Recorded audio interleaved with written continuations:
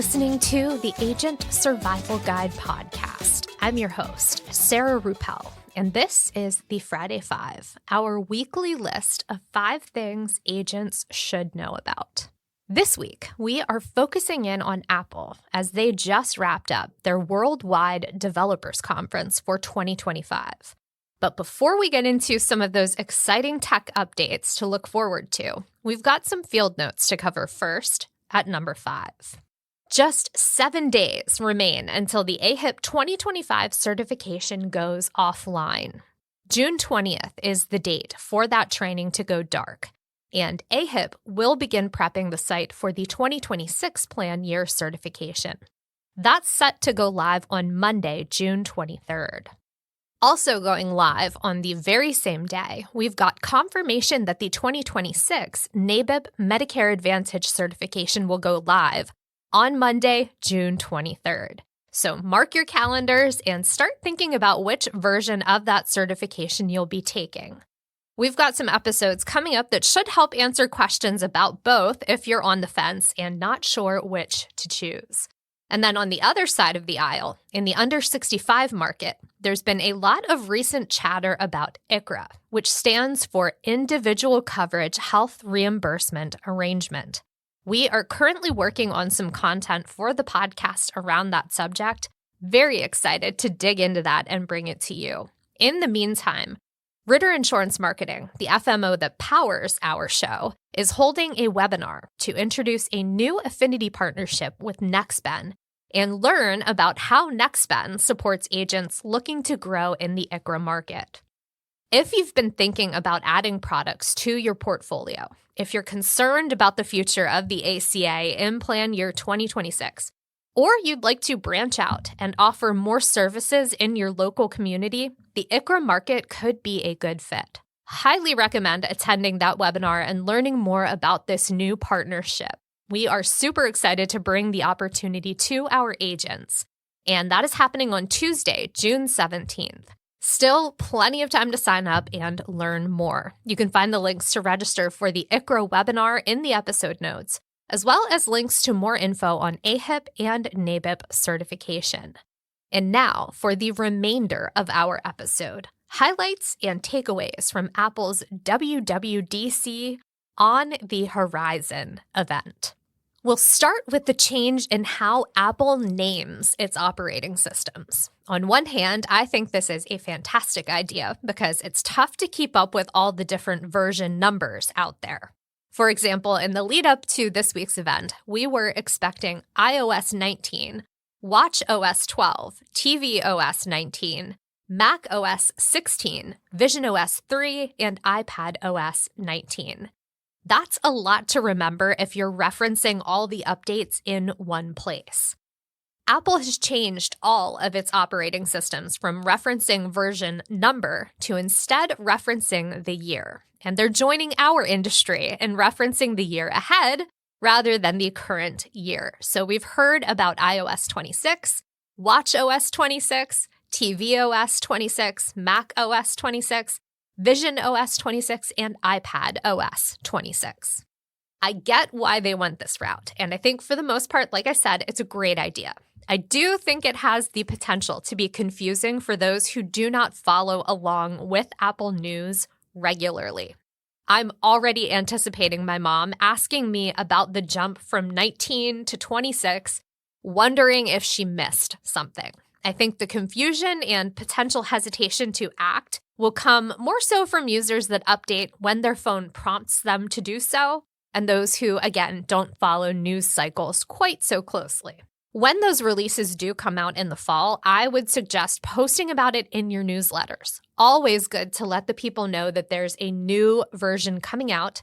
Here's what's supported, and also mention that keeping those operating systems updated is important to make sure you can get the most updated versions of apps and their features.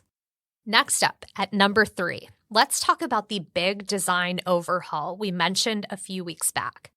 The new user interface, or design language, as Apple calls it, Liquid Glass. Taking cues from the visionOS operating system, Apple has created a glass-like translucent user interface for all of its operating systems.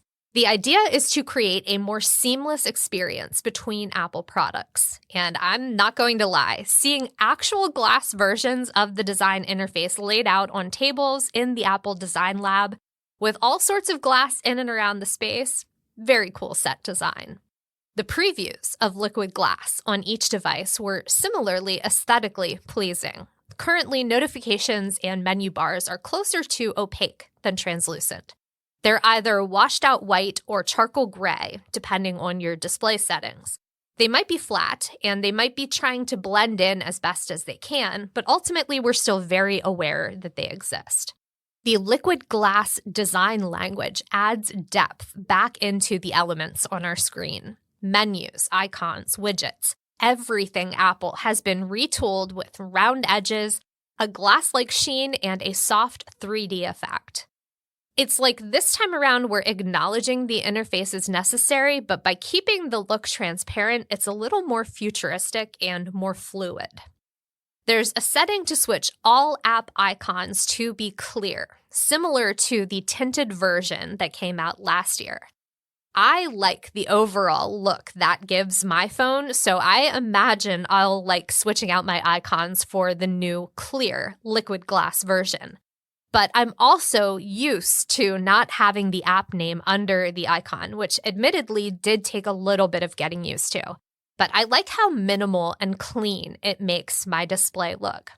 Now, depending on what's happening on your screen, that translucent look works, or it can be a little bit difficult to read. Some screenshots I saw featured busy, colorful backgrounds that, when topped with a liquid glass element, were a bit difficult to read. I'm hoping we'll have similar control over the clear settings as we do the tinted settings, with the ability to make the effect weaker and stronger. But for now, I can say I'm a fan of the redesign. It's definitely going to throw me off for a few days after I actually get it up and running on all my devices, but I'm sure I will get used to it. Next on the list, coming in at number 2, an iPad feature that has been on so many wish lists: better windowing. Specifically, the ability to place windows wherever you want on the screen, a menu bar that appears at the top of those windows, and that famous little stoplight array of window controls: green for split screen or full size, yellow to minimize, and red to close. When you close out of a resized app, your iPad will remember the setting. The next time you open the app, it will open to the previously customized size. And then with the iPad screen being smaller than a typical working laptop, Apple added a feature called Expose that allows users to see all the windows they have open, similar to the desktop function on PC. These new windowing features bring the iPad another step closer to functioning more like a laptop, or even like a desktop computer with screen mirroring. But I wouldn't say that these new features turn the iPad into a computer replacement. Users are still running the App Store versus the Mac Store, so that's still an issue to contend with. But if you've ever wanted to have your iPad screen function more like a computer, have more options with how windows present themselves on the screen, and maybe want more of that computer feel as opposed to a tablet feel, definitely one step closer. And coming in number 1 this week, out of everything I heard about during Apple's WWDC keynote and read about in follow-up coverage, I have to say that the new iPad windowing functionality has me the most excited. I'm not typically the type to beta test, but I would be willing to try out the public beta on my iPad. And while we're on the subject of the iPad, the Journal app is finally coming to the iPad, which I honestly thought was already a thing. Turns out it's not. Journal is also coming to Mac OS in version 26. As for the iPhone, iOS 26 brings a call screening feature. That's something to be aware of as an agent. Not quite sure what that's going to sound like for the person calling, but from what I can tell, it looks like when a call comes through from an unknown number, users have the ability to screen the call. That will prompt the iPhone to ask the person's name and why they're calling, which will appear on the screen, similar to live voicemail. The feature is designed to give users a chance to pick up if they need to, but ignore the call if it's spam. As a person who does not answer the phone if I don't know the number calling me, I love this for me.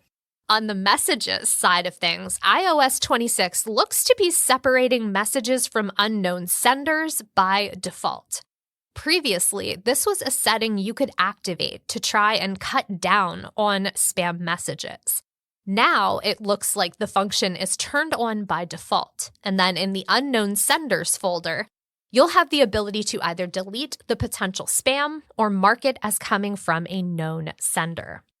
And then last on my list of things from iOS 26 I'm excited about, adding custom backgrounds to conversations via the image playground. I can see my daughter changing that imagery on a regular basis and probably coming up with a lot of fun ways to take our messaging chats to the next level. And then last but not least, watchOS 26 brings a new gesture, the wrist flick. Sounds a bit simple, but also super helpful. You can dismiss notifications with the flick of a wrist. So say you're getting a call and it's not a good time to take it, simply flick your wrist away from you and the call is muted. Also coming, automatic volume adjustment to match the ambient noise around you. I typically keep my watch on silent for this reason. I'm good with haptics for notifications, but sometimes I will even turn those off because I'm getting too many and I am easily distracted. Now, I will add in my disclaimer here that these are my initial takeaways from the event. There's a good possibility that I will come back to a feature and talk more about it in the coming weeks, or possibly even highlight others as we learn more. But for now, that is a wrap on this week's Friday 5 episode. Be sure to visit the episode notes for links to everything we mentioned in today's episode. Registration for the ICHRA webinar, certification details, and a lot of Apple updates to read through, learn more, and share on social media or in your newsletters. Thanks so much for listening. I hope you have a great weekend. Stay healthy and stay safe out there, and we will see you next week. The Agent Survival Guide podcast is a production of Ritter Insurance Marketing, an integrity company. This episode was written and produced by me, Sarah Ruppel. Script editing and fact check by Tina Lamoureux. Podcast design by Urban Rivera. Follow along with our show wherever you like to listen.